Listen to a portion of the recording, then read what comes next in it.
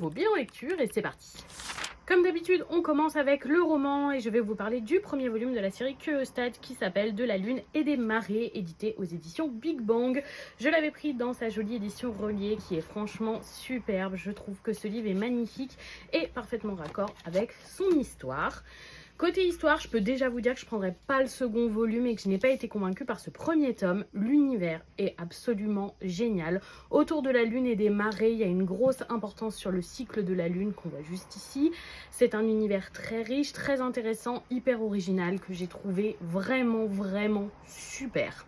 Au niveau des personnages, on suivra deux protagonistes avec deux points de vue différents. Je n'ai pas trop apprécié notre personnage féminin qui a plus le don de me taper sur le système qu'autre chose. J'aurais donc finalement préféré le personnage masculin auquel je me suis un petit peu plus attachée. Mais la vraie faiblesse de ce titre, c'est son rythme. C'est lent. Très lent et très long à lire. Il ne se passe pas grand chose et les chapitres sont laborieux à terminer. Je me suis vraiment forcée pour le lire en entier parce que je m'ennuyais beaucoup.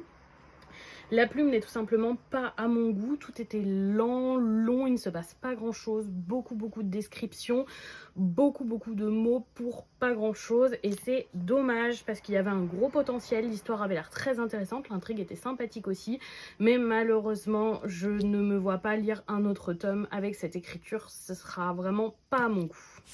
On passe chez Cotoon avec le 4e volume de la nouvelle chef de clan. C'est un webtoon avec une histoire de réincarnation où on suivra une personne mais qui se réincarne en enfant, elle-même beaucoup plus jeune. Et j'apprécie beaucoup, elle se venge petit à petit de sa famille et surtout de ses cousins qui ont tendance à la maltraiter avec de très bons choix. Ce tome était particulièrement sympathique à lire et j'ai vraiment passé un super moment de lecture avec. On passe chez Kana avec le 5e volume de Silence. Je m'arrête un petit peu sur la jaquette brillante exclusive au premier tirage.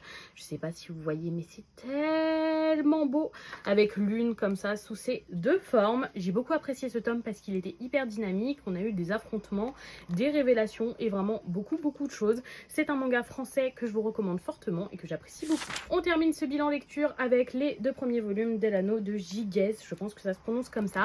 Édité chez Kiyun, une série qui sera terminée en 5 ou 6 tomes, je sais plus, mais ce sera écrit juste là.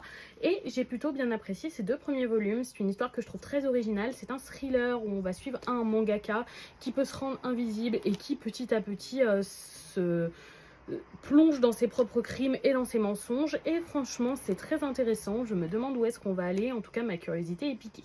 Et voilà pour ce bilan lecture. Dites-moi si vous avez lu certains de ces titres ou certains vous tentent. Je serais curieuse de vous lire. Et surtout, je vous souhaite une bonne soirée tout le monde.